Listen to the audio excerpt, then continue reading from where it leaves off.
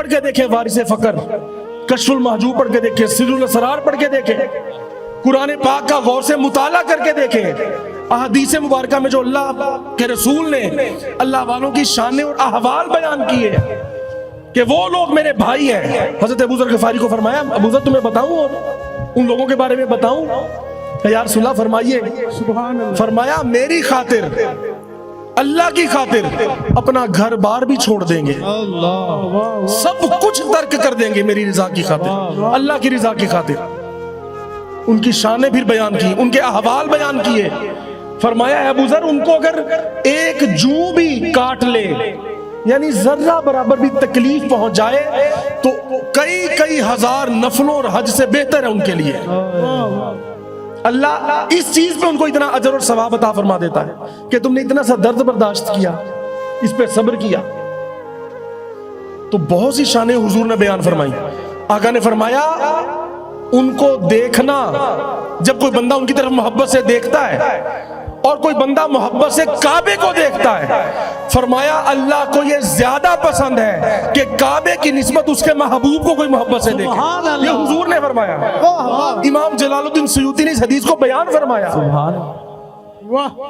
فرمایا ان کی طرف دیکھنا اللہ کو بیت اللہ کی طرف دیکھنے سے زیادہ محبوب ہے۔ سبحان اللہ۔ فرمایا یاد رکھنا جو عقل، یہ حضور کے الفاظ ہیں، فرمایا جو عقل ان کے انکار کی طرف راغب کرے اس عقل سے بہتر ہے کہ تمہیں عقل نہ ہو۔ فرمایا جیسے بھی گناہ ہو جائیں یاد رکھنا ان کے معاملے میں کبھی حد سے تجاوز نہ کر بیٹھنا۔ ان کے معاملے میں اگر تم حد سے باہر نکل گئے تو فرمایا کہ اس نے سارے دین کا انکار کر دیا اس بندے نے۔ اور حضور فرمائے ہیں جب یہ فرما دیا، اللہ فرمائے جو ان سے دشمنی کرے میرا ان سے اعلان جنگ ہے۔ بتائیں کسی اور بات پہ فرمایا اللہ نے؟ اچھا یہ بتائیں، میں نے شروع میں ایک نقطہ عرض کیا تھا، اللہ کو اپنا غیر پسند نہیں۔ جس میں جتنا اللہ کا نور ہے وہ اس کا اتنا ہی وہ اس کا اپنا ہے۔ یہ میں سادے الفاظ میں بات کر رہا ہوں۔ وہ اللہ کو اتنا پسند ہے جس میں اسی کے جلوے ہیں، جس میں اسی کا نور ہے، اسی کی صفات ہیں، اسی کی تجلیات ہیں، وہ اس کو اتنا پسند ہے۔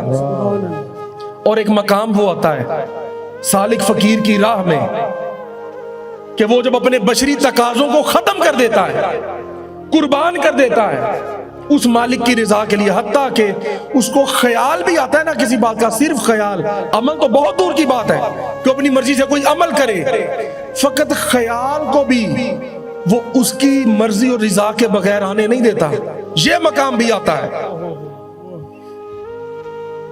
تو پھر جب یہ مقام آ جائے